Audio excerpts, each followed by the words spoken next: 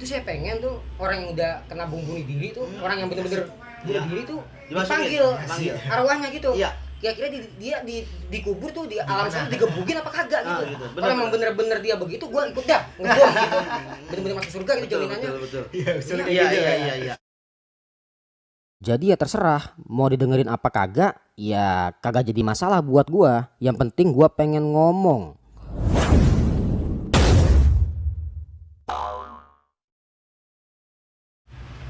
Assalamualaikum warahmatullahi wabarakatuh. Salam. Ya, kembali lagi dengan saya di sini. Aku ngaji maka aku ada. Saya sendiri Muhammad Asokani. Jadi kali ini pada malam malam Sabtu ya, malam Sabtu tepat jam 11 malam ini kita kembali podcast bersama Ustadz Fardin Ahmad dan satu lagi pendatang baru di sini ada Ustadz Muhammad Ilyas. Gimana kabar Tat? Alhamdulillah sehat. Ini pendatang baru ini, ya pendatang baru. Iya. Oh ini kemarin sore kita podcast. Iya. Jadi sebelum masuk bulan puasa saya peringatkan lagi di sini bahwasanya nanti bulan puasa saya pribadi ibarat tawakufan berhenti dulu berhenti podcast ya menghindari hal-hal ada tawakufannya ya menghindari hal-hal yang negatif gitu kan. Iya jadi selama bulan puasa podcastnya berhenti dulu fokus pada ngaji dulu ya. Oke, jadi malam ini ada beberapa hal yang ingin saya tanyakan, mungkin yang sekarang lagi booming nih Tak. Ya, berdua. Mungkin dari mana dulu yang saya tanyain nih? Kira-kira. Dulu. Ini dulu dah. Iya. Ini Ustadz Muhammad Ilyas. Ini pendidikannya pertama di mana? Masuk pesantren tuh mulai kelas berapa? Masuk pesantren mulai dari MTS. MTS di mana? MTS kita udah dimasukin pesantren Al-Watonia 43 Kiai Mulki. Anak sapi. Ya, situ dapat 2 tahun. 2 tahun. Dapat 2 tahun terus pindah ke Darul Rahman. Baru udah nyariin. Darul Rahman di mana? Darul Rahman di Senopati waktu itu Senopati. awal. Di daerah Senayan. Dekat SCTP. Iya. Nah, situ. Terus udah sampai situ sampai kelas 6. Ada 5 tahun di situ. Kelas 6 aliyah ya. Maksudnya kelas 6 aliyah. di pondok. Berarti kelas 3 aliyah deh. Kelas 3 aliyah. Karena dari sanawiyah. Oh gitu. Jadi dihitung terus, Bang. Sanawiyah kelas 1 itu 1 2 3 4 5 6. Terus SMP 6 panggilan jadinya kelas 6. Kelas 6. Berarti kalau Darul Rohim ya? Darul Rahman. Darul Rahman ya. Ya Syukron Makmun. Oh itu. Syukron Makmun. Saya baru tahu itu. Itu salap apa gimana? Dia perpaduan antara salaf dan modern. salaf modern begitu. Karena latar belakang dari Kiai Syukron itu mondok di situ di Gontor juga, terus pernah mondok di Salaf di Sidogiri. Iya, Sidogiri. Jadi perpaduan antara kitab-kitab Salaf tapi bahasa juga jalan. Jadi kalau modern kan emang bahasa aja tuh. Iya. Ya kalau di sini perpaduan. Salaf kitab-kitabnya jalan, logonya bahasa harus jalan juga. Bahasa apa nih? Inggris, Arab itu? Bahasa sehari-hari Inggris Arab. Bisa bahasa Inggris? Wah, nggak bisa. Bahasa Arab. Kalau mau Inggris saya jabarin Inggris nih. Iya. Dikit-dikit saya bisa bahasa Inggris. Bisa bahasa Inggris. Iya. Terus habis dari Darul Rahman kemana? Habis dari Darul Rahman kita langsung ngabdi setahun di Jambi. Ngabdi di Jambi? Di Jambi. Jauh kan? Jauh. Berarti udah ada ke Jambi ini? Pernah ke Jambi. Udah, nggak nyampe setahun malah. Setahun. Iya. Nyampe setahun dia. Itu dari delegasi Darul Rahman. Delegasi dari Darul Rahman. Berarti ibaratnya kayak PPL gitu. Gitu. Ya kayak kemarin guru bantu gini dah. gitu. Bantu. Pengabdian. Ngajar di pesantren juga. Pesantren di pesantren perintisan. Namanya perintisan gitu. Perintisan maksudnya merintis pesantren. Baru merintis pesantrennya kayak kita. Oh gitu. Nah, modelnya kan kita baru jalan berapa tahun itu. Ya. Gitu. Iya. Di pelosok. Di pelosok. Yang di pelosok ya. Wah, luas banget Bang Jambi, Bang. Ya emang, iya. Tapi jarak dari bandara ke pondokan itu hampir 4 jam. Itu bandara apa sih Jambi? Saya lupa namanya. Kuala Namu ya? Bukan, Sultan Toha. Sultan Toha. Iya kali, pokoknya gitu dah. Sultannya ya. Tadi habis dari Roman ke Malang kapan tuh? Habis ngabdi baru kita pergi ke Malang. Ke Malang. Di Unisma. Awalnya di UIN dulu. Bareng itu sama Bang Hasan pada gua UIN. Bang Hasan masuk UIN, kita ke Unisma. Iya. Jurusan Pendidikan Agama Islam PAI. Oh, Pendidikan Agama Islam. Oh, SPDI ya? SPD. SPD. SPD. Enggak ada I sekarang. Enggak laku I sekarang. Laku ya? Enggak laku. Bisa udah enggak laku kayak gitu ini ya, Nggak laku. belin-belin. Iya. Iya. Iya, tapi hebat ini. Udah lompatin saya. Saya belum sadar-sadar ya dari sekarang. Iya, tapi pakomnya lah. Ini mah. Iya. Jadi gini, Tat. Kemarin kan saya bilang Mas Parul bahwasanya saya ini bikin podcast. Iya, Bang. Ibaratnya suara dari cakung sampai semper lah gitu ibarat kata gitu. Ada gejolak apa gitu, ada problem apa, kita masukin podcast gitu. Seenggaknya anak-anak muda di sini termasuk kita-kita ini ada suaranya gitu. Menyuarakan bahwasanya cakung ada suaranya loh gitu. Ya. Mungkin dari luar gitu ada problem yang sama bisa apa namanya bisa melihat dari problem kita gitu. Gimana cara menyelesaikannya kan begitu istilah kata. Iya, awalnya kan saya sebenarnya podcast sendiri-sendirian yang kayak orang gila ngomong diri-dirian gitu. Ada apa gitu podcast sendiri-sendirian. Tapi namanya saya podcast ya kesini-sini bareng-bareng tuh. Pertama sama Pak Ustadz Ian gitu kan, awal mula tuh berdua. Jadi podcast ini kalaupun nanti emang kita mengangkat nama seseorang, kita pakai inisial aja dah, inisial gitu. Iya, Istilah kata kita inisial. ini biar kagak gibah. Betul. Ya, tapi studi perilaku. Studi perilaku gitu. Iya. Mungkin itu aja cukup dulu ya dari introduksi dari ini nih apa namanya Ustadz Muhammad Ilyas. Oke. Jadi gini, mungkin dari mana dulu nih saya tanya ini. Ya, ini enggak apa-apa. Ilyas. Ya, oke. Jadi kita saling diskusi aja gitu. Walaupun nanti ada beda pendapat ya nggak masalah. Iya, karena beda itu kan rahmat. Iya, asal nggak jotos-jotosan. Kalau jotos-jotosan jadi laknat. Iya, gitu aja. Itu yang salah itu. Iya, yang salah itu yang keliru. Iya, jadi begini. Ini kan saya baru dengar mungkin ada 4 hari atau 5 hari yang lalu bahwasanya ada ini apa namanya yang ketua kita yang baru tuh Menteri Agama apa?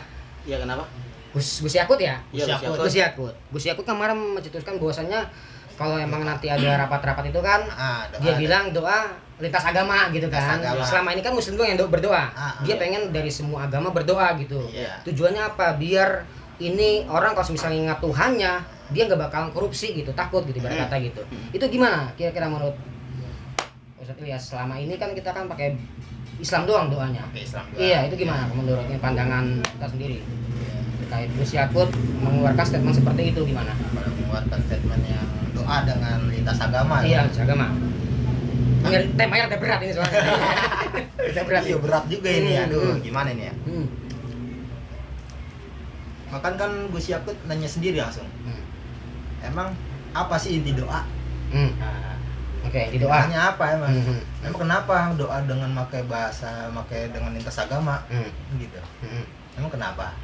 Tanyakan gitu. Gak ada yang bisa jawab. Akhirnya gimana? Kalau menurut saya sih sah-sah aja. Tergantung doa itu kan bagaimana niat.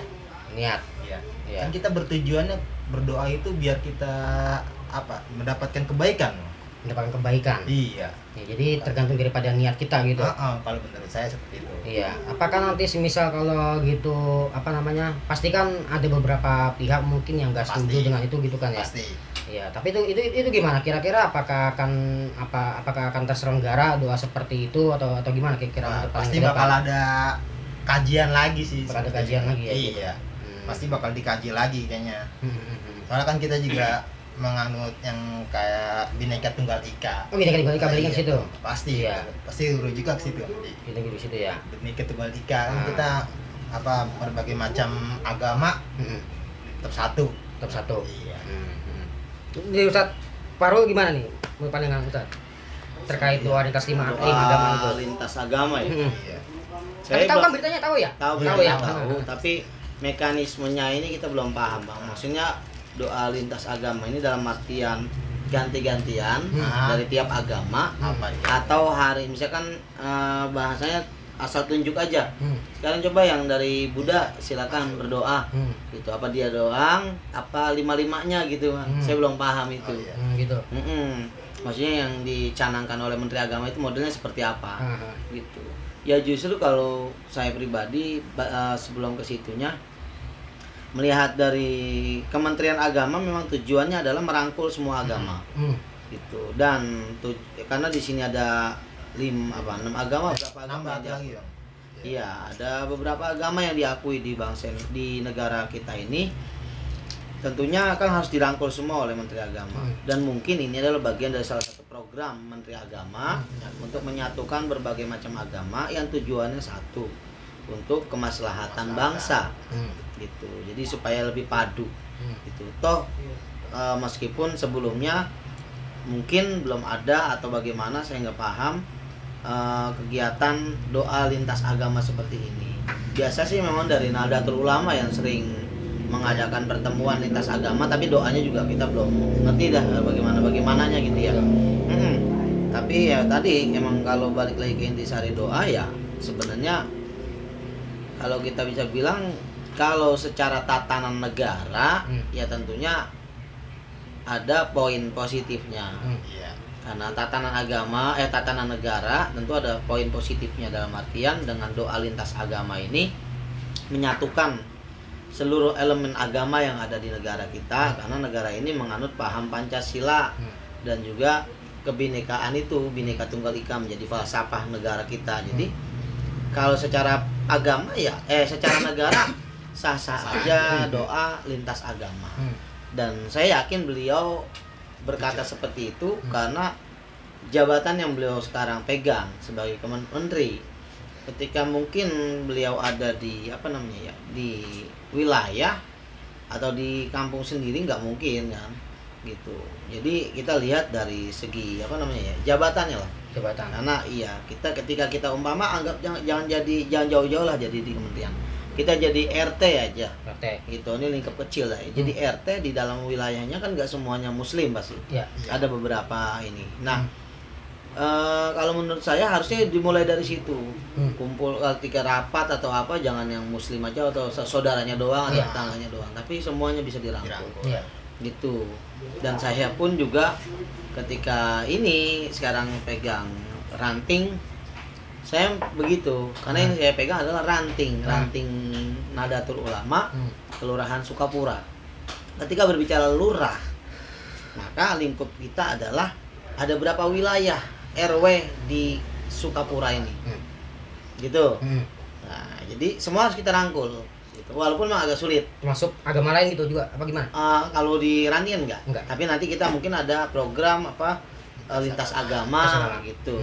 Tapi kalau tadi balik lagi ke Siakut yang sekarang menjadi Menteri Agama, kalau pribadi saya sendiri secara negara itu bagus. Itu karena ada efek positifnya. Mungkin efek negatifnya adalah mungkin dari kaum yang mayoritas akan merasa merasa ada mencampur adukan masalah ini, masalah doa. Gitu.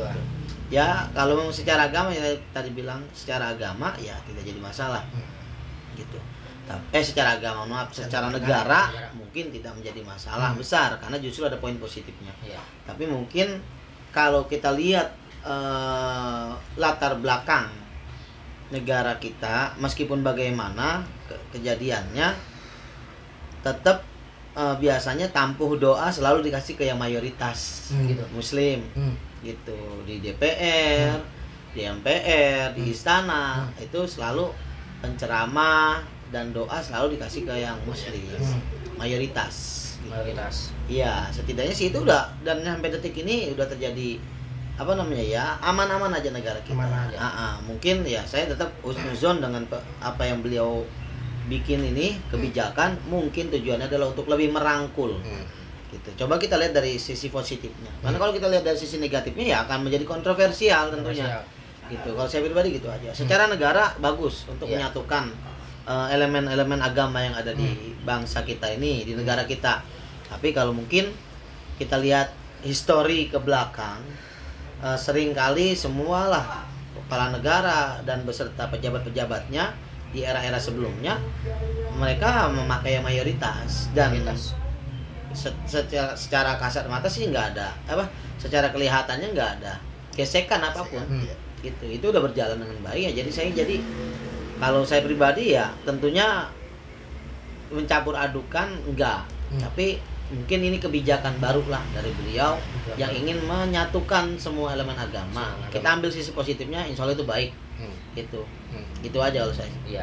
Tapi apakah gini, misalkan kalau kita kan ada upacara bendera tuh biasanya, upacara 17-an tuh kan, Iya. Itu kan kalau kita di sekolah kan ada istilah kata mengheningkan cipta dimulai. Apakah itu bentuk doa seperti itu apa gimana Iya, sebenarnya? itu doa. Berarti kan masing-masing kan ya? Masing-masing sesuai agama. Apakah sama dengan kayak gitu analoginya gitu, kira-kira? Analoginya mungkin sama, cuman kan bedanya adalah ketika lagi upacara itu kita nggak dengar gitu. Mereka dengan doa mereka masing-masing. Nggak ada yang memimpin. Tapi sekarang ini doa lintas agama ini kalau yang saya lihat beliau minta ini adalah ya nanti ketika hasil rapat atau apa mungkin salah satu agama berdoa memimpin pakai toa. Betul, seperti itu, Pak. Gitu. Gitu. Nah, kalau mekanismenya seperti itu tadi yang kita bingung, mungkin kalau tujuannya menyatukan antar agama nggak jadi masalah. Iya. Gitu. Tapi kalau memang kita lihat historinya sih dari dulu nggak pernah jadi masalah kok ketika mayoritas yang dijadikan apa namanya untuk mimpin doa gitu. Itu aja. Iya. Oke, kembali lagi ke Ustadz Muhammad Ilyas. Ini, Tat. Berat banget ini kayaknya. Berat banget ya? Iya, enggak sih, biasa aja sih. Ya, karena ini aja hawanya jadi berat gitu ya. Sebenarnya gini, kalau kita berbicara tentang mayoritas dan minoritas ya, apakah pandangan Ustadz sendiri selama ini, apakah kita kan sebagai agama mayoritas nih, Islam nih ya, Iya. apakah dari Islam itu kan sebagai agama mayoritas, apakah yang Ustadz pandang kita udah terlalu semena-mena dengan minoritas atau bagaimana kira-kira? Maksudnya mentang-mentang mayoritas nih itu semaunya sendiri, apakah seperti itu nggak kira-kira di Indonesia itu Islamnya? Mentang-mentang kita mayoritas nih gitu. Iya, apakah kita udah terlanjur semena-mena gitu, semuanya sendiri atau bagaimana? Iya. Tergantung golongan kayak gitu ya. Iya, jadi gimana jadinya? Karena Islam banyak golongannya. Nah, Mungkin kalau misalkan sesuai dengan ajaran yang dianut, ya, Ahlus Sunnah wal Jamaah, insya Allah sih mayoritas bakal ngerangkul minoritas. gitu. Iya, pastinya itu bakal ngerangkul minoritas. Nggak mungkin ya. Jadi gesekan-gesekan di antara agama itu nggak ada kalau misalkan mayoritas itu ngerangkul minoritas. Tapi selama ini yang Ustadz lihat gimana? Kira-kira? Saya lihat ini. Sesuai dengan fenomena yang ada ini kira-kira gimana? Iya. Apakah Islam itu semuanya sendiri karena dia agamanya mayoritas atau bagaimana? Apa ini ya? Berat banget ini. Ke Bang Parul dulu. Gimana? Mikir dulu itu. Iya, kira-kira itu gimana? Pertanyaan saya, apakah selama ini kita sebagai agama Islam apakah udah terlalu semena-mena dengan yang minoritas atau bagaimana kira-kira? Menurut fenomena yang terjadi sekarang ini, menurut Ustadz gimana? Penggambar Ustadz sendiri Iya. Kalau kita sebenarnya dari dulu kita balik lagi ke sejarah, sumbangsi besar Islam adalah untuk keberagaman, khususnya dari Nahdlatul Ulama sendiri, karena kan pencetus Pancasila atau dulu Piagam Jakarta yang katanya itu kan salah satu poinnya kan dulu nomor 1 ya jadi masalah tuh sila pertama. Nah, itu menjadi masalah karena di situ ada bacanya sesuai dengan syariat. Tapi dengan legowonya para kiai para pendiri bangsa, terlebih khusus di situ ada salah satu putra Hadratus Syekh Kiai Haji Abdul Wahid Hashim gitu, dan ada beberapa kawan-kawan yang lain yang justru ya udah kita bukan ngalah, kita demi keberagaman, demi keanekaragaman suku dan agama yang ada di Indonesia, kita hapus, kita ganti jadi ketuhanan yang Maha Esa. Itu kan sumbangsi besar. Nah, kalau permasalahan masalah mayoritas semena-mena itu sih sebenarnya naluri dari setiap orang. Setiap orang dan udah menjadi gimana ya, hal yang manusiawi lah ketika yang namanya mayoritas akan berlaku seperti itu. Ya, hukum alam. Hukum alam ya. Iya. Ketika yang mayoritas pasti akan lebih dominan hukum, baik hukum maupun syariat, aturan-aturan negara. Ketika ada mayoritas agamanya yang mana, pasti akan terwakili di undang-undang, di apa namanya ya, di peraturan-peraturan yang ada lah. Gitu kalau kita bisa baca sejarah. Kebetulan kita di hukum sering membahas masalah kayak gitu. Jadi ketika hukum terjadi, pasti di situ akan ada apa namanya, mayoritas akan terwakili. Gitu. Yang mayoritas pasti akan terwakili dari hukum tersebut. Nah, tentunya keberagaman kita sampai saat ini pun masih terjaga. Gitu. Itu adalah salah satu budaya kita. Nah, kita bilang adat ketimuran, loh. Adat ketimuran di situ bukan orang muslim aja yang punya adat, apa maksudnya yang ada punya etika. Siapapun di sini punya etika, agama apapun punya etika. Gitu. Karena semua agama mengajarkan mungkin kebaikan lah pastinya. Iya, sesuai dengan kepercayaan mereka masing-masing. Gitu. nggak semena-mena sih, tadi saya bilang kalau kesemena-menaan yang ada itu ya naluri hal manusiawi ya gitu, yang penting jangan sampai melampaui batas gitu. Nah, keberagaman yang udah ada, mayoritas yang mungkin nggak sewenang-wenang saat ini gitu, tiba-tiba dikotori mungkin oleh sebagian oknum ya, oknum yang coba mentang-mentang kita mayoritas kita harus pegang semuanya gitu. Bahkan konflik di luar terjadi itu kan di daerah negara-negara lain itu terjadi karena hal itu gitu. Dan ini keberagaman yang udah bagus ini kita jaga ya, kita jangan sampai disusupin oleh paham-paham dari luar lah yang membawa ke sini, yang mengharapkan negara kita, banyak yang pengen mengharapkan negara kita ini pecah dan hancur. Nah, salah satunya dengan propaganda bagaimana nih merusak keberagaman yang sudah terjaga dari awal mendirikan bangsa sampai saat ini gitu. Jadi kalau budaya kita sendiri itu nggak seperti itu, Bang. Ya, negara lain pun sama. Saya ada beberapa kawan mungkin yang dari luar yang pernah sekolah di luar, baik di Timur Tengah maupun di Eropa. Mereka bilang ya di sana ya mayoritas biasanya memang agak menguasai gitu, bahkan lebih ekstrim dari kita gitu. Misalkan satu contoh, nggak tahu kawan saya waktu itu di Swiss apa di mana gitu ya, itu ketika mereka mau yasinan, mau ngadain ya tahlil lah, modelnya di model rumahnya kan model apartemen gitu, itu sampai diparanin sama security, jangan berisik, mohon maaf, jangan berisik. Kalau nggak salah itu pas malam tahun baru atau malam Natal gitu, saya lupa ya. Tapi karena mayoritas, mohon maaf kita sebut agama gitu ya, di mayoritas ini ada satu agama yang lebih kuat, itu mereka malam itu juga pas perayaannya juga, hari rayanya, dan mereka berisik tapi nggak ditegur sama security. Kita coba tegur, kita coba minta ke security, tapi nggak usah, itu memang hari rayanya dia. Tadi kita nggak boleh gitu. Jadi kan itu kan udah suatu bukti mayoritas di mana-mana sama seperti itu gitu. Tapi itu terlalu ekstrim dan kita jangan sampai seperti itu. Cukup dia aja, kita nggak usah kayak gitu. Kita udah dengan keberagaman kita yang saling tepos seliro bahasanya lah, saling menjaga gitu. Itu justru yang menjadi kekuatan bangsa kita. Jangan sampai diporak-porandakan seperti itu. Biarkan mereka, kita di sini dengan keberagaman yang saling menghargai gitu. Jangan sampai yang mayoritas mentang-mentang mayoritas menguasai, itu aja. Iya gitu. Nah, terus kalau itu tanya nih, misalkan gini Bang, kayak itu kan naluri ya, kalau naluri itu kita bisa nggak Bang kita rangkul gitu Bang, maksudnya kita kasih dedikasi nih biar kagak terlalu ekstrim dia. Oh, bisa aja, bisa. Dan gini maksudnya loh, sejarah kita membuktikan kita nggak punya naluri yang yang mayoritas terlalu menguasai, enggak. Iya. Gitu. Sejarah yang membuktikan, karena sampai saat ini keberagaman itu masih terjaga, berarti kan kesimpulannya adalah yang mayoritas nggak terlalu ya pakai ilmu mentang-mentang gitu. Walaupun ya dia tahu dia mayoritas, tapi tetap menjaga menjaga diri lah, nggak terlalu nyampe menguasai gitu. Sampai saat ini terjaga.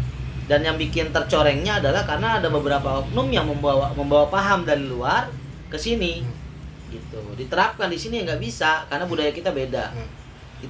Itulah yang mengakibatkan hampir terjadilah yang namanya perpecahan di kita seperti itu biasanya. Itu.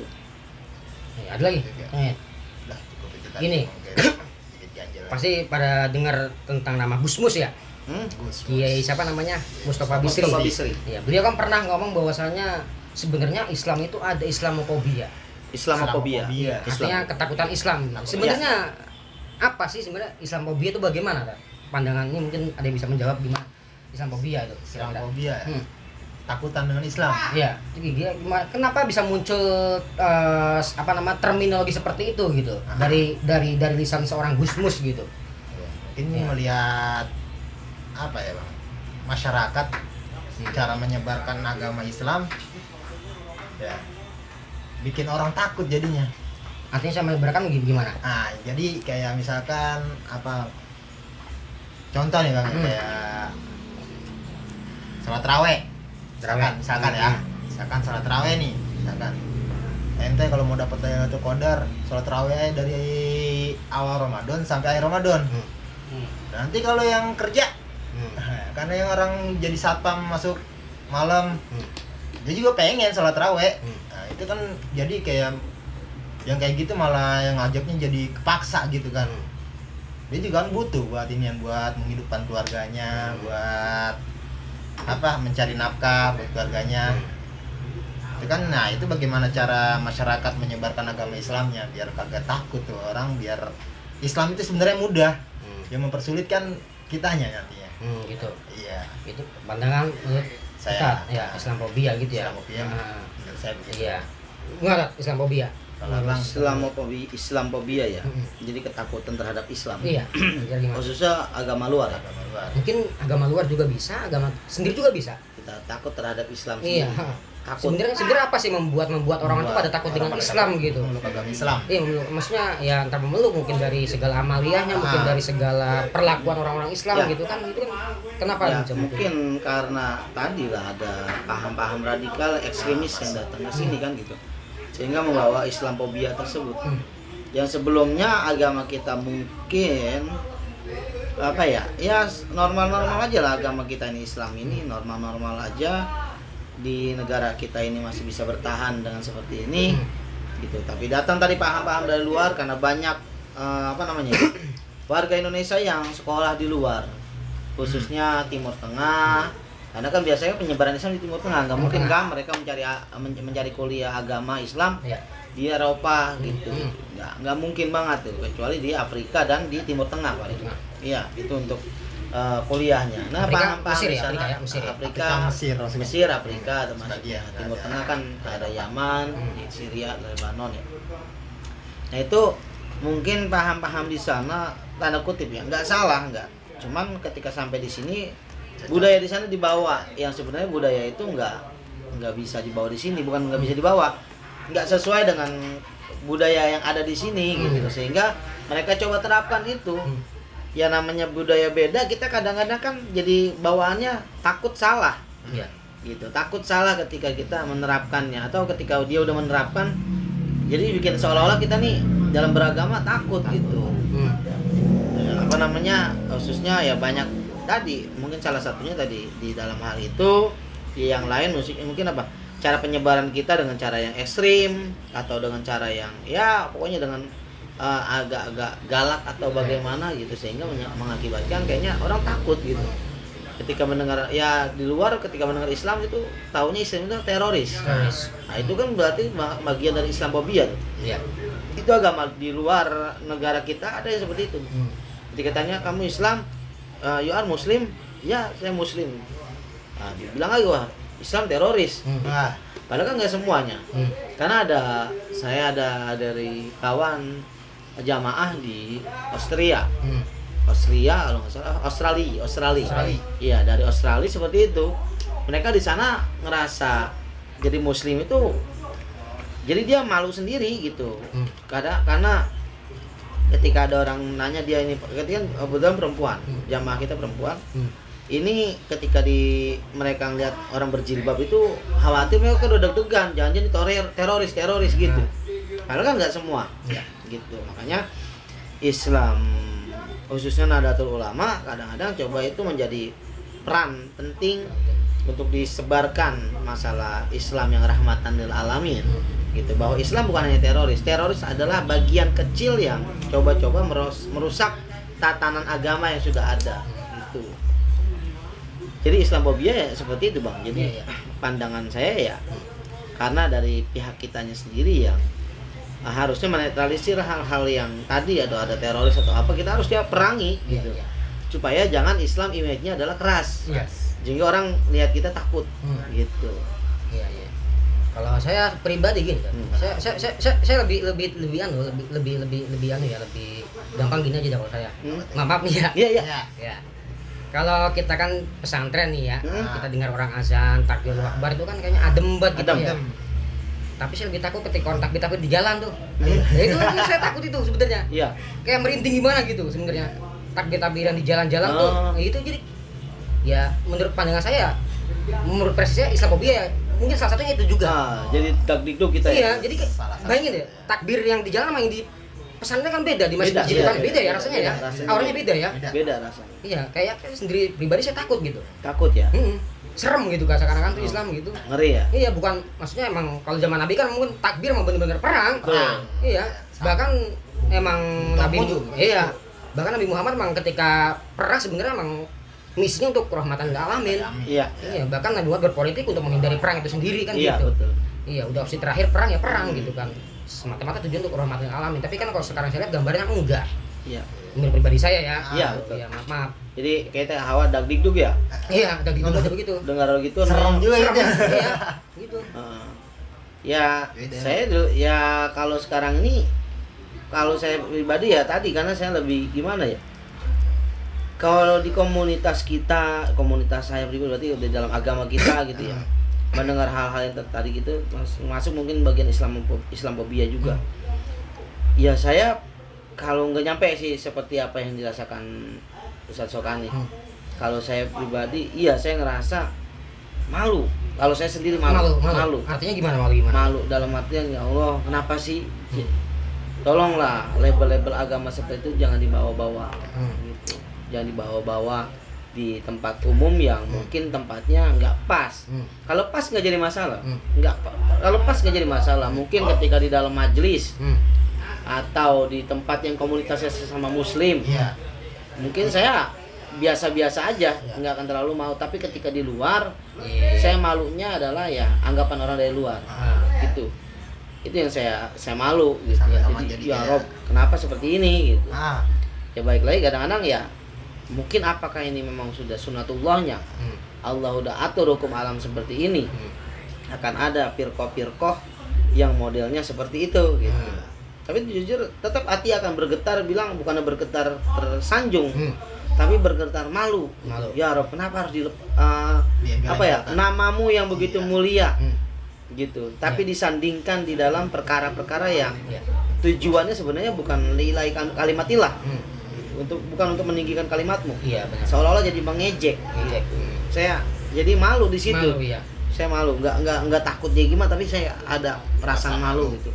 Iya. Ya, malu terhadap ya sebenarnya ada nggak sih di pikiran mereka yang lebih apa ya, yang lebih bagus lah gitu, karena nama Allah, nama Tuhan kita yang begitu besar, ya Allah Jalla Jalaluhu kan kita bilang kan gitu, tapi kok kita taruh di tempat yang ditempatkan di hal yang maksiat gitu. Gitu. Ya bukan maksiat sih, ya apakah murni mereka memperjuangkan agama atau ada kepentingan? Iya. Gitu. Tolong jangan dibawa-bawa nama Tuhan di situ. Ya seperti halnya kita bawa Quran. Quran kita taruh di tempat sampah bagaimana? Gitu. Kan seperti itu. Kita tentunya akan marah atau kita ngerasa ya Allah, ini apa ya namanya? Muruahnya agama kita nih, wibawanya agama kita, kitab suci kita kok ada di tempat seperti ini gitu. Iya. Kan sama aja hal kayak tadi. Masa nama Tuhan yang begitu mulia adanya di tempat-tempat yang kurang terpuji menurut kita gitu. Kalau saya pribadi seperti itu. Iya. Bahkan memang pernah saya baca tuh di kitab Kasifatu Saja itu ya. Sarah Safinah ya. Iya. Iya, emang ada ketika waktu kita takbir dalam surah Allahu Akbar itu sebenarnya hikmahnya di situ kita benar-benar harus melepas kesombongan kita. Iya. Nafsu kita, semuanya itu sebenarnya itulah jasa sesungguhnya gitu. Iya. Dalam sholat itu ketika Allahu Akbar kita lepas semua angkat-angkat hawa hawa nafsu, nafsu kita gitu. semuanya lepas itu. Iya. Doa kitanya gitu, inna sholati Iya, wa gitu ya. nusuki. Itu sebenarnya maksudnya itu menurut saya itulah jihad sesungguhnya, itulah sholat itu gitu sebenarnya. Ya, makanya dalam kata Imam Syafi'i dia menambahkan apa, kalau rukun sholat kan di Fathul Qadir udah 18 tuh ya. Iya. Kok dia ada berapa tuh? Ada 19 apa berapa di Imam Ghazali itu? Satu tambahin khusyuk. Khusyuk. Iya. Kalau nggak khusyuk kagak sah berarti. Nggak sah. Iya itu. Rukun. Iya, ribet tuh gitu tuh. Iya. Iya. Kita nggak bisa terapin itu. Harus diterapin, Nggak iya. bisa. Iya. Kadang mau lagi sholat mikirin yang lain, mikirin Iya, yang lain kan begitu ya. susah. Iya, susah. Iya, itu menurut saya itu jihad yang paling itulah paling terlihat dari sholat itu jihad. Iya. Iya. Memperjuangkan Islam gitu. Memperjuangkan Islam. Iya. Jihad gitu. Nah, terus gini, Bela. apa namanya? Ketua Umum PBNU kan sekarang Kiai Said Akil Siroj. Iya. Waktu itu saya ngelihat di sebuah status seseorang teman 3 detikan dah. Beliau berkata begini tentang teroris, Tat. Sebenarnya pintu masuk teroris itu adalah Wahabi Salafi. Itu gimana menurut pandangan Ustaz? Itu Kiai Said yang ngomong seperti itu. Ya, bahkan gini, ada beberapa orang yang mencoba mendebat saya gitu ya, gara-gara ya biarlah Kiai Said mungkin lebih tahu paham masalah itu gitu ya. Tapi gimana menurut Ustaz? Kenapa kok Wahabi? Kenapa enggak yang lainnya gitu kan? Banyak Islam banyak tuh kan? Iya betul.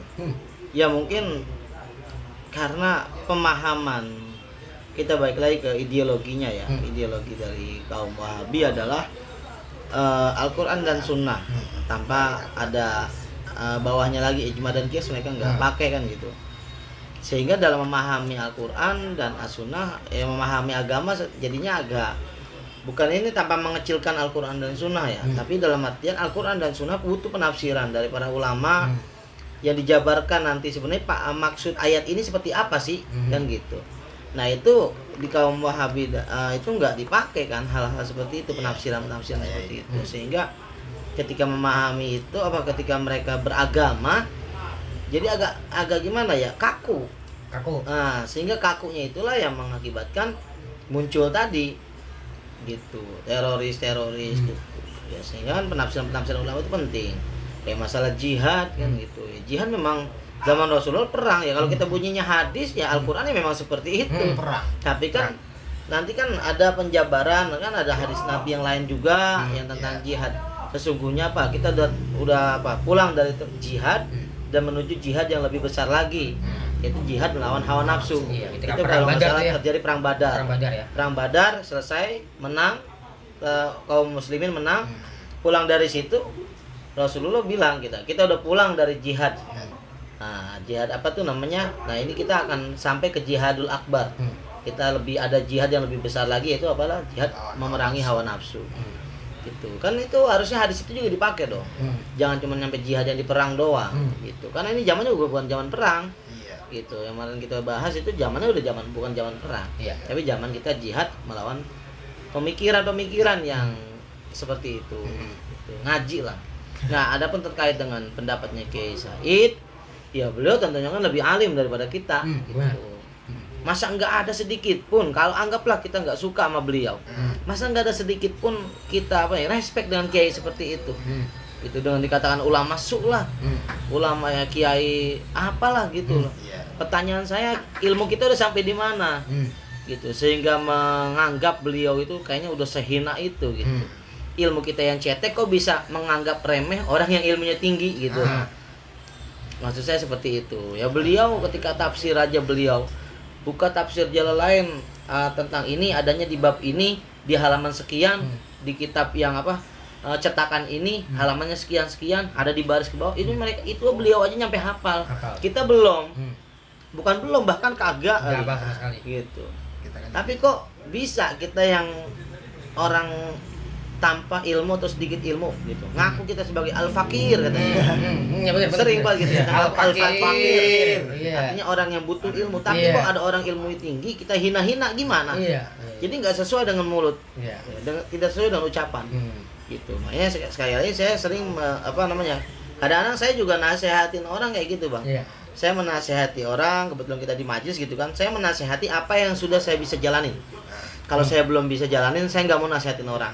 Gitu. Misalkan saya belum bisa ngayomin anak istri dengan baik, gitu kan. Maka saya nggak bilang nasihatin ente kalau jadi kepala keluarga harusnya begini nih sama istri, sama anak, gitu. Kasih duit yang banyak misalnya gitu.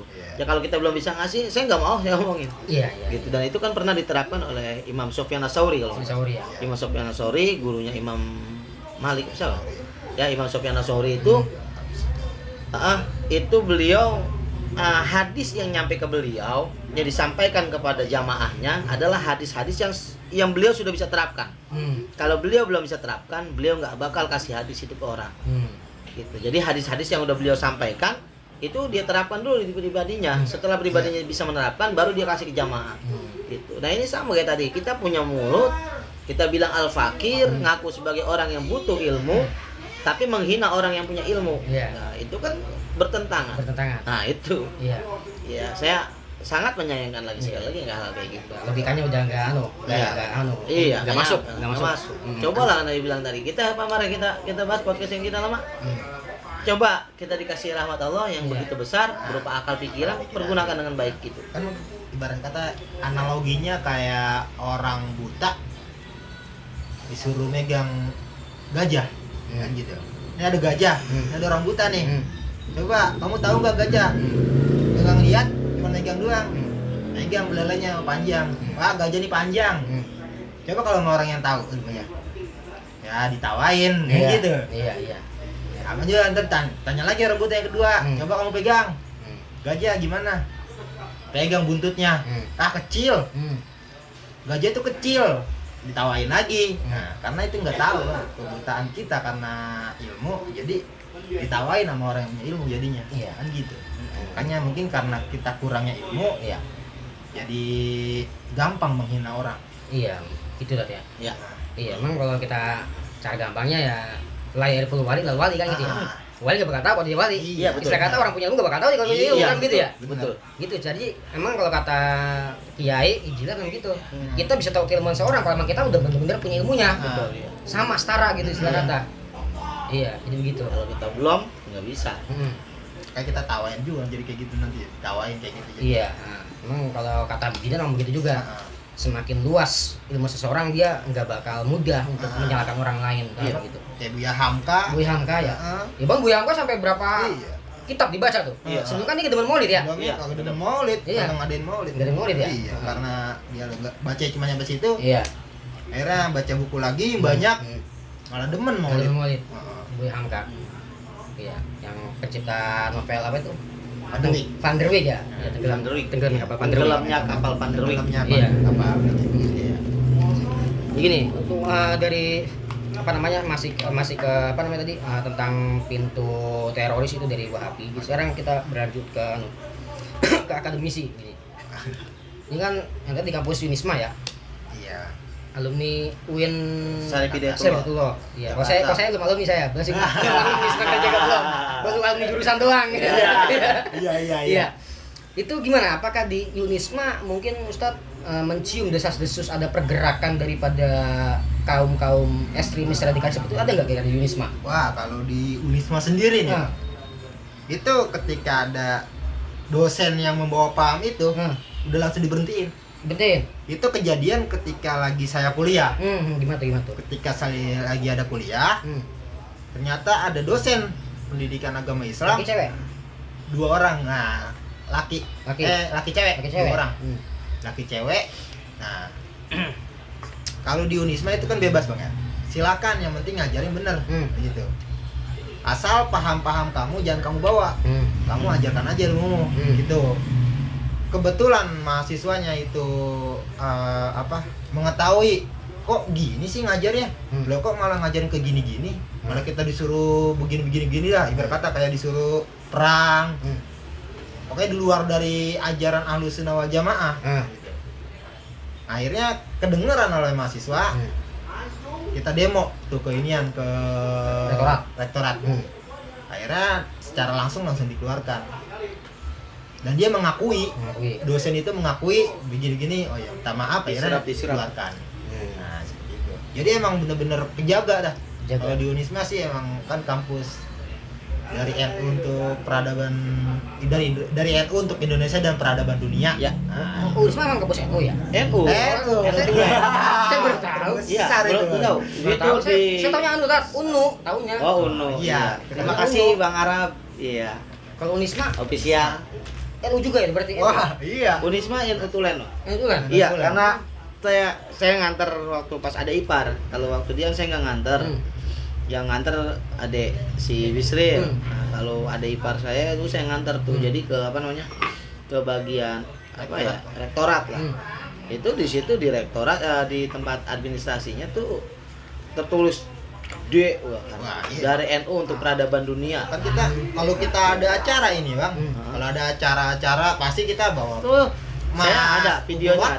Video waktu dia wisuda di hotel tuh, wisuda jurusan berarti. Bukan wisuda fakultas. Balik kita fakultas ya? Ya. Bukan wisuda kampus. Jadi wisuda fakultas di hotel apa waktu itu? Iya. Itu menjadi lagu wajib. Emang Setelah setiap lagu Indonesia Raya akan ada lagu Hubul Waton. Ya Lalu Waton. Betul. Itu udah jadi wajib. Dari setiap acara-acara nggak cuma wisuda aja, setiap mau acara apapun di Unisma wajib tuh lagu Indonesia Raya, Hubul Waton sama Sholawat Nuril Anwar. 3 itu wajib.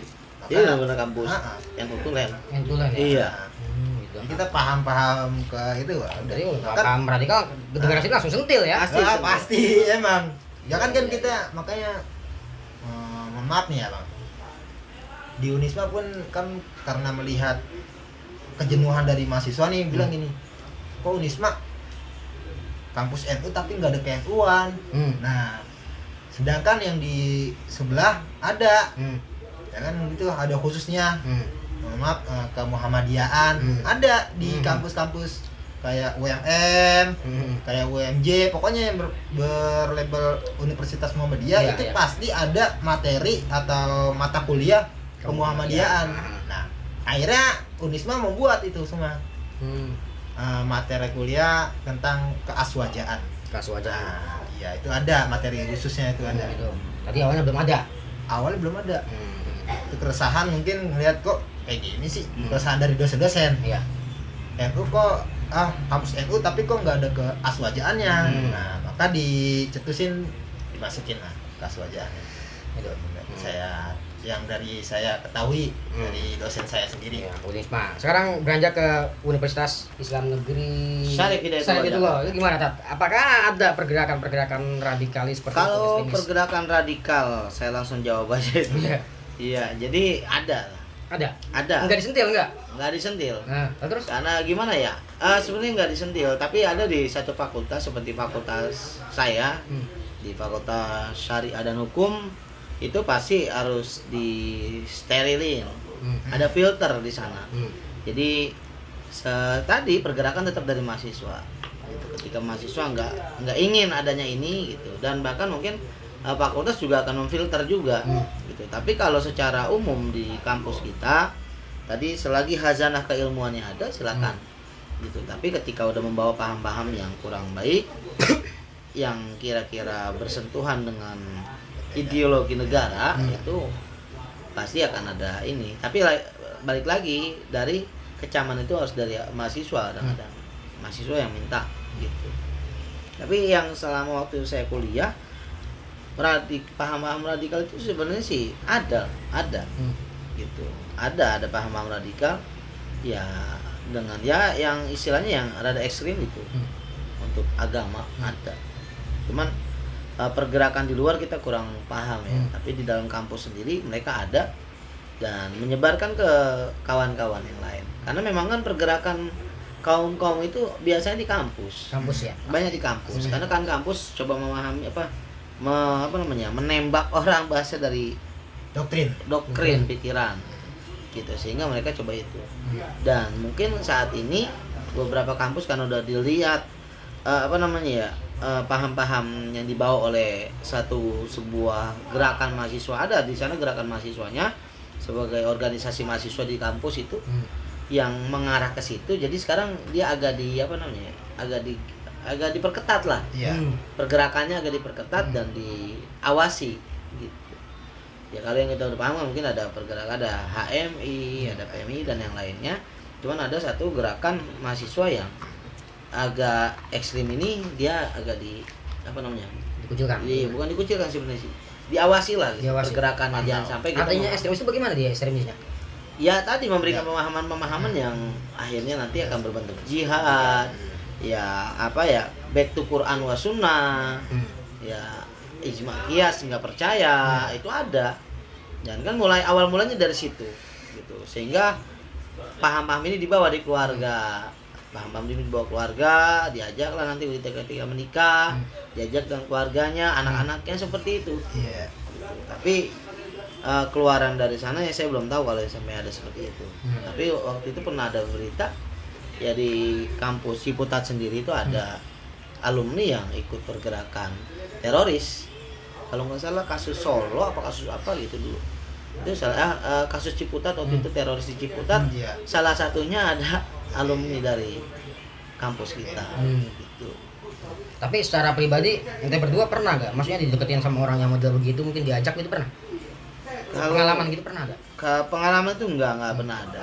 Saya belum pernah ada karena tadi balik lagi mungkin diajak gitu, mungkin melalui brosur atau apa, ikutlah ke kelompok kami gitu kan, kelompok kita ini untuk apa namanya gabung bersama kita di komunitas kita ini gitu. Itu ada, cuman kan balik lagi ke mahasiswanya atau ke orang yang mau ikut atau enggak gitu. Tapi biasanya kan itu karena kita nganggap ya kita udah punya bekal lah gitu, nggak usah dibekalin gituan lagi mungkin. Ya kalau saya pribadi saya nggak tertarik gitu. Bukan nggak tertarik, ya udah saya nggak ikut gitu aja gitu. Nah itu biasanya orang-orang yang baru hijrah atau yang mereka dulu sekolah umum yang mungkin agamanya bukan agamanya kurang, pemahaman agamanya masih level 1 atau apa, biasanya gampang mudah terajak gitu, sehingga menganggap inilah Islam yang saya anut gitu, padahal ya tidak seperti itu. Ternyata mencari surga secara praktis. Betul. Mencari surga secara praktis. Saya tuh pernah juga kan waktu perang apa tuh Bang? Perang Uhud ya. Uhud ya. Kencangan dikit ya, Sob. Iya, perang Uhud. Perang Uhud. Yang sahabat Qotsim apa? Gimana tuh? Ya beliau bunuh diri di situ, bukan karena ikut perang. Nah, maka Rasulullah ngomong nih ahli neraka. Gitu. Kenapa ya Rasul ini ahli neraka? Karena dia ini jihadnya bukan karena jihad untuk membela agama Islam, tapi ketika perang malah bunuh diri, ditusuk tuh badannya seolah-olah perang. Iya, soalnya perang. Gitu. Iya. Ya? Rasul langsung ngomong ahli neraka nih. Iya, mati konyol. Mati konyol. Ya. Karena ngomongin neraka ini, kita udah masuk ke ini aja, ke hal-hal yang transcendental udah. Kemarin kan emang ada kasus baru-baru ini kan, ada seorang perempuan ngeras ibarat kata ya, solo squad. Iya, solo squad. Ini bukan pajangan doang, di mana? Iya. Solo squad ngelawan Brimob. Iya. Lawan squad berapa tuh? Iya. Solo squad ya. Iya, solo squad ibarat kata. Iya. Untuk senjata kan ya. Akhirnya mati konyol, tewas. Nah, kalau kita ngomongin surga neraka, apakah dia kira-kira masuk kemana tuh? Surga, neraka, atau bainal manzilatain gitu? Seperti Mu'tazilah di antara surga dan neraka itu kira-kira gimana tuh? Nah, coba kira-kira gimana tuh? Gimana ya? Kalau saya sendiri sih gini, baik lagi ke ideologi kita di Nahdlatul Ulama. Ini kita orang-orang yang semua ini kan ya, kayaknya terlalu apa ya, mendahulukan Tuhan. Kalau kita bilang dia neraka, nah, jadi saya bagian dari golongan itu dong yang kata-katain orang ente neraka, gitu. Waduh, kayaknya berat gitu. Tapi kan setidaknya kita memahami itu gimana ya, tujuannya kan untuk jihad, ya itu bukan jihad, mungkin teroris, gitu. Tapi kan yang intinya sih apa yang telah diperbuat itu kurang baik, gitu. Tapi adapun masalah surga dan neraka kita nggak tahu nih. Nanti ada penilaian tersendiri karena kita nggak tahu niat hati dia gitu. Mungkin jangan-jangan perlakuan itu yang dia berbuat, tapi mungkin ada perbuatan dia di luar kejadian itu, mungkin waktu lagi kehidupannya yang bikin orang ya sebenarnya itulah pahala terbesarnya dia gitu. Jadi tapi kalau perbuatan yang dia lakukan itu adalah perbuatan yang mati konyol lah gitu, dan sebuah teror terhadap kenyamanan orang, kenyamanan kita yang sudah nyaman dalam beragama dan bernegara ini gitu. Saya nggak bisa bilang itu masuk neraka atau surga, tapi apa yang dia lakukan ini tidak baik. Tidak baik karena mengganggulah keamanan dan kenyamanan gitu. Orang pada santai semua kok gitu, kecuali kita semua emang kayak kita di daerah Timur Tengah atau bagaimana yang daerah-daerah konflik yang tiap hari nggak jauh dari pegang-megang senjata. Kita kan di sini yang megang senjata kan hanya keamanan. Gitu. Kita sendiri di sini aman, nggak ada megang senjata. Gitu. Kita di sana di Timur Tengah, kita lagi duduk begini, senjata harus ada. Karena suatu saat nanti siap aja musuh menghadangi, kita siap lagi podcast begini juga kita tembak-tembakan. Gitu. Tapi kita di negara yang nyaman dan aman gini, lalu tiba-tiba ada yang melakukan teror. Dan bodohnya secara nalar akal gitu, dia masuk ke sarang orang-orang yang punya senjata. Gitu ya, keamanan kita gini kan di kepolisian gitu. Itu namanya nyamperin kematian Itu melakukan teror di situ gitu.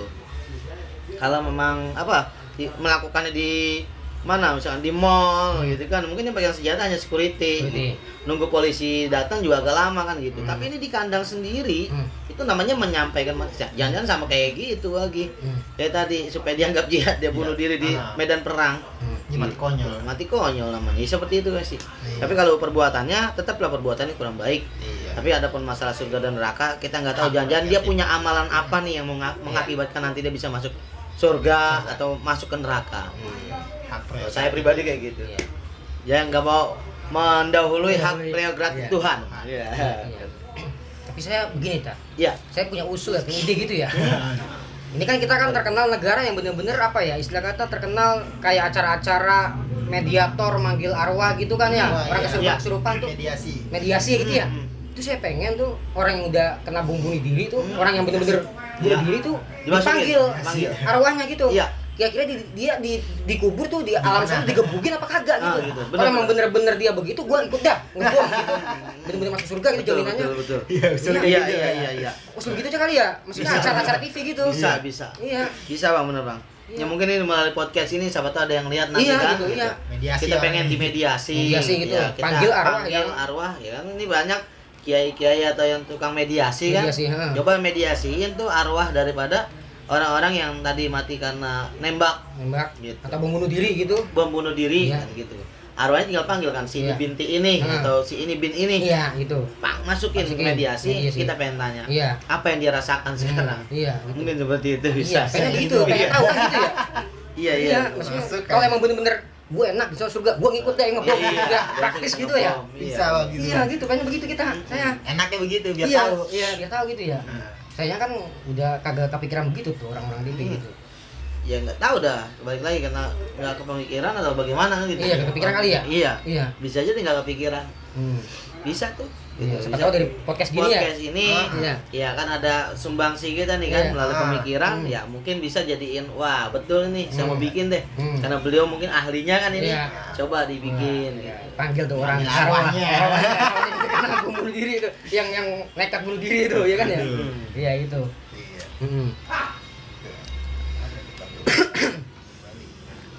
Merokok entar. Nah ini alhamdulillah tadi apa namanya Muskerwil kita Muskerwil wilayah PWNU sudah menetapkan tokoh menjadi ketua Tanfis itu di DKI Jakarta. Ini periode 2000 berapa nih, 2021 2025 berapa nih sih? 2021 2026 ya. Iya, Kiai Haji Samsul Marif MA. Iya. Alhamdulillah saya senangnya ya karena beliau satu alma mater. Beliau alumni Tebuireng. Beliau alumni Tebuireng dan ya gimana ya, inilah alhamdulillah kalau saya bilang santri sesungguhnya Hadratus Syekh gitu. Kalau kita berada di NU kan kita santrinya Hadratus Syekh.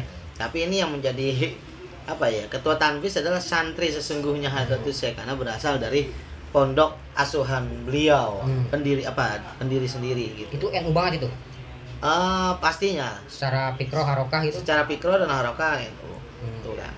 Gitu. Alhamdulillah beliau menjadi ketua PWNU nih.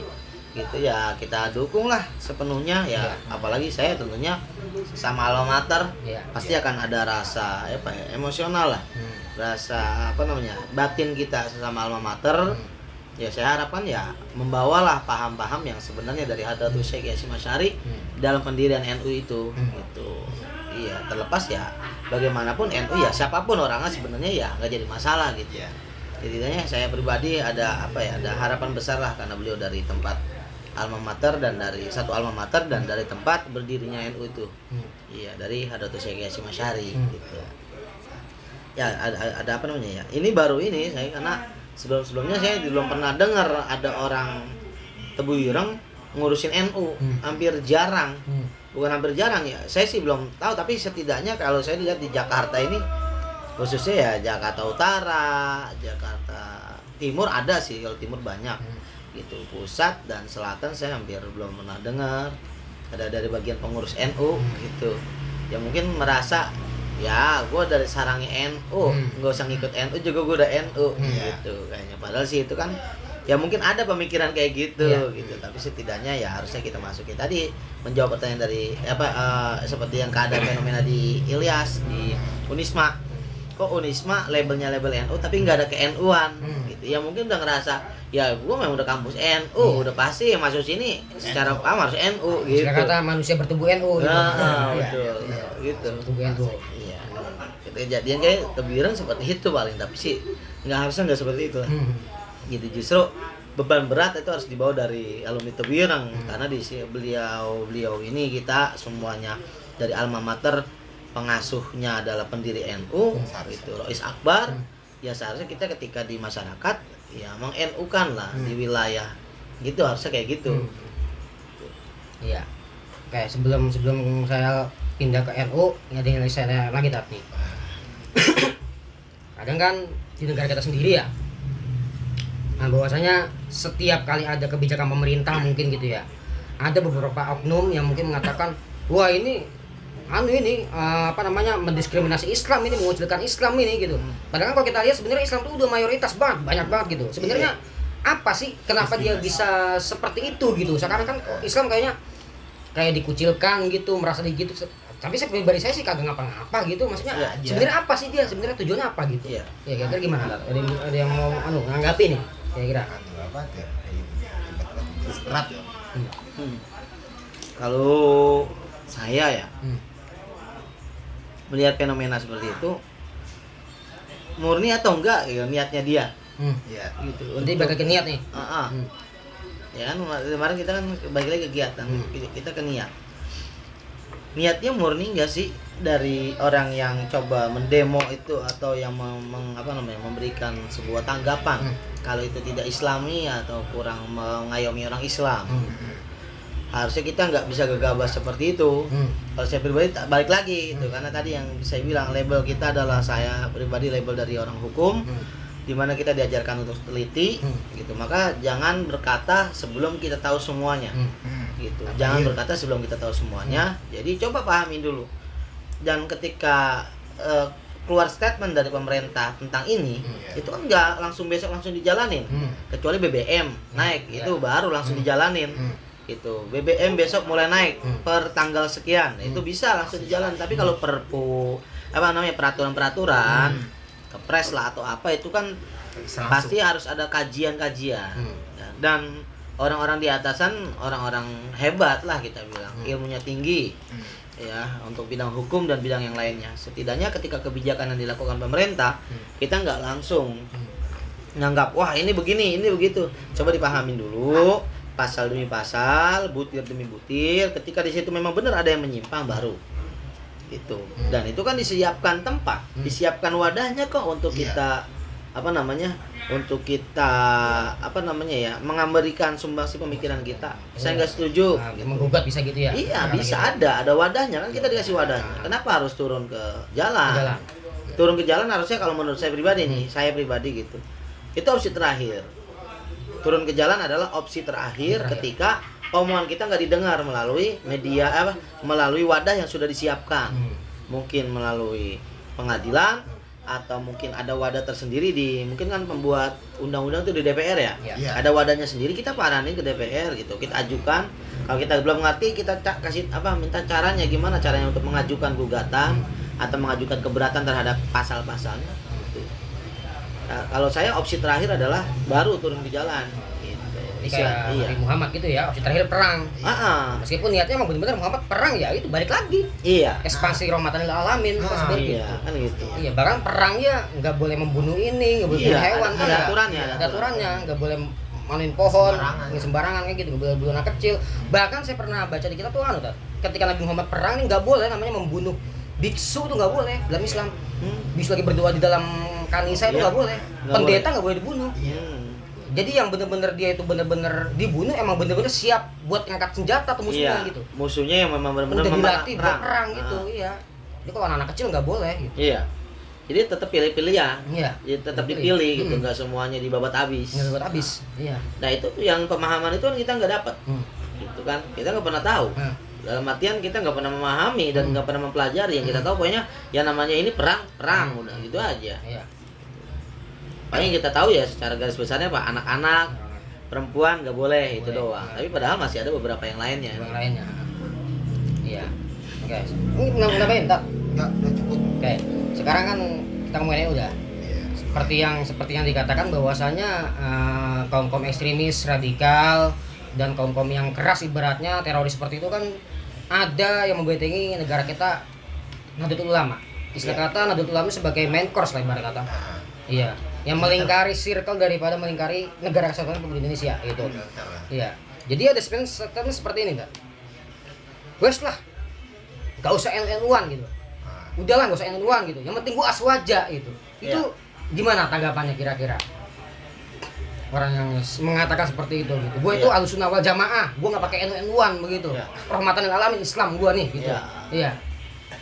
Kita orang yang di NU itu orang yang percaya sanad. Nah, kita orang yang percaya sanad. Dalam artian sanad, kita orang yang nanti kita bisa dekat dengan Rasulullah dengan melalui siapa perantaranya.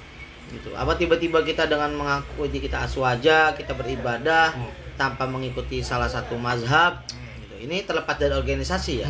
Karena kan kalau organisasi NU itu bagian dari harokah kita lah, masuk ke organisasinya. Adapun harokah yang sesungguhnya ya kita walaupun tidak ada di organisasi wadah NU tersendiri, kita mengaku aswaja nggak jadi masalah, tapi dalam hati kita adalah pengikut NU gitu. Amalia kita amalia orang NU gitu.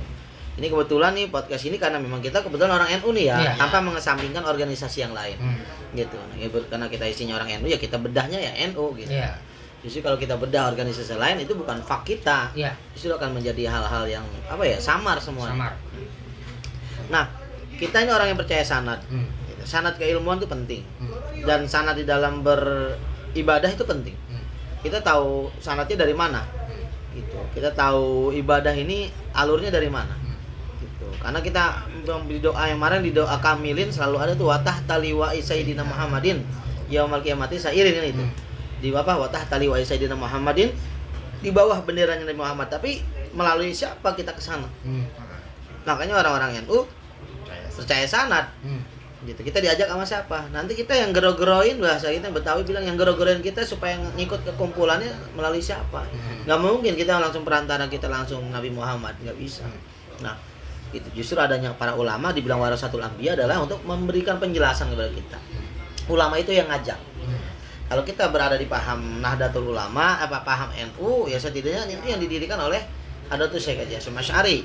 Beliau memberikan pemahamannya melalui mazhabnya bahwa orang yang mengaku dirinya NU harus bermazhab Imam Syafi'i, Imam Malik, Imam Ahmad bin Hambal atau Imam Hanafi kan gitu. Ya salah satu itu aja. Kalau nggak ada salah satu itu berarti bukan golongan NU. Nah, ketika percaya terhadap mazhab itu berarti kita dianggap sebagai orang NU nih. Secara kulturalnya. Gitu. Nanti kita setidaknya ya ada tuh saya paham lah. Itu dipanggil-panggilin gitu. Apalagi kita ngaji sama siapa ngajinya. Sanadnya nyampe kemana. Nah, itulah beliau-beliau lah yang akan membawa kita nanti sampai ke Rasulullah SAW. Gitu. Jadi kalau dibilang gosah NU-an gitu. Itu kalau saya pribadi dari hawa nafsunya yang keluar lah gitu. Kita penting bagaimana kita bermazhab. Kalau ditanya gitu, udah gue nggak usah NU-an, gue usah gue pakai percaya gue usah pakai ulama-ulamaan gitu. Gue udah jalanin aja ibadah gue dengan benar. Nah, pertanyaan besar saya, dia bisa baca Quran dari mana? Dia kenal Iqra dari mana? Kan itu harus sebagai guru. Nah kan gurunya gitu. Ada gurunya berarti kan itu dia harus percaya dong bahwasanya ada. Nggak usah pakai mazhab-mazhaban atau nggak usah pakai guru-guruan, nah dia pakai guru padahal ngaji. Karena kita nggak bisa punya ilmu tanpa adanya guru. Gitu. Ya, seperti itu kalau saya sih pandangan saya. Jadi penting lah di dalam ber-NU atau bermazhab itu penting. Ber-NU kita ngikutin ajaran Ahlussunnah wal Jamaah Nahdiyah, kita pengen dianggap jadi santrinya Hadratus Syekh. Setidaknya nanti ketika Hadratus Syekh disuruh istilah bahasa ini nalar manusia aja nih Bang. Rasulullah manggil mana Hasyim Asy'ari. Santri-santri lu mana sini ajak. Ya, santri Hadratusnya manggil dong mana sini santri-santri saya. Nah, karena kita ngerasa sebagai santrinya, karena kita udah beramaliyah NU, ya kita ngikut. Gitu. Kira-kira yang tidak beramaliyah NU walaupun dipanggil-panggil sama Hadratusnya, dia mau ngikut ya kan nggak mungkin, dia malu lah ngikut. Gue bukan selama waktu di dunia bukan beramaliyah seperti itu, gue nggak malu kayaknya gue ngikut sama dia gitu. Jadi udah akan terfilter sendiri seperti itu kayaknya. Itu penting lah buat kita. Iya. Iya, harus. Gitu. Mau nggak mau itu ya silakan mau yang mana gitu kan. Tapi setidaknya kita punya pegangan yang buat ngajak kita nanti, karena kita nggak bisa sendiri. Gitu. Kita ke kuburan aja kita butuh bantuan orang. Iya, masa iya kita mau ke surga nggak butuh bantuan para ulama dan para nabi gitu kan? Gitu, seperti itu. Ya, istilah kata kita pengen masuk istana aja kita butuh ajudan dulu kan ya, gitu ya. Iya, betul. Baru bisa nemuin presiden ya. Iya. Nah, gitu. Tanpa ada itu kan kita nggak bisa masuk. Oh, betul. Itu ya Kayak gitu. Ya. Tanyain, Tat. Cukup banget itu udah komplek banget sih. Udah komplek banget. Iya. Ada lagi yang mau disambung-sambung, Tat? Ya? Yang mau disambung-sambung? Enggak, itu aja. Itu aja ya. Via itu aja. Oke. Mungkin sampai sini sekali dulu ya. Siap, Iya, siap. iya. Ini di jam berapa nih? Enggak tahu. 12. Terus sama 12. 12. Dari jam 10 tadi. Dari jam 10 ya? Iya, Ini 1 udah jam setengah. Jam setengah. Iya. Iya. Iya, oke. Mungkin dari podcast kali ini mungkin ini bisa dikatakan sebagai bentuk dari podcast. Enggak. Besok kayaknya podcast lagi nih saya. Si terbisil sama Pak Ustadz Ian. Dia berdua dengan podcast dia. Iya. Gitu jadinya. Iya. Jadi kali ini mungkin cukup sekian sampai di sini dulu. Dari saya pribadi, dari Ustadz Ilyas mewakili juga Ustadz Farun. Kalau ada salah kata mohon dimaafkan gitu ya. Bukan mau sebesar-besarnya. Kalau misal ada manfaatnya ya silakan diambil. Ya pokoknya gitu. Oke, silakan yang mau nutup. Tat. Bias. Ya, silakan tutup. Tutup langsung aja, Bang. Ya, pokoknya doain deh, saya minta doa biar punya ruangan sendiri buat podcast gitu. Amin. Iya. Buat podcast gitu. Karena podcast ini kan ibarat kata nih jadi jalan-jalan terus podcastnya. Iya, nomaden. Pindah-pindah mulu podcastnya. Iya. Terakhir sih satu kata, unzur makola wala tanzur mankola. Lihat apa yang dikatakan, jangan lihat siapa yang mengatakan. Iya. Aja. Sekalipun anak SMP yang ngomong, kalau dia punya ilmu, pakai gitu. Iya. Sama lu. Karena ada anak SMP yang ngajarin ngaji gitu kagak mau dipakai. Iya, benar. Gengsi jadinya. Iya. Udah gitu aja. Ya. Allahul muwaffiq ila aqwamit thoriq. Wassalamualaikum warahmatullahi wabarakatuh. Waalaikumsalam warahmatullahi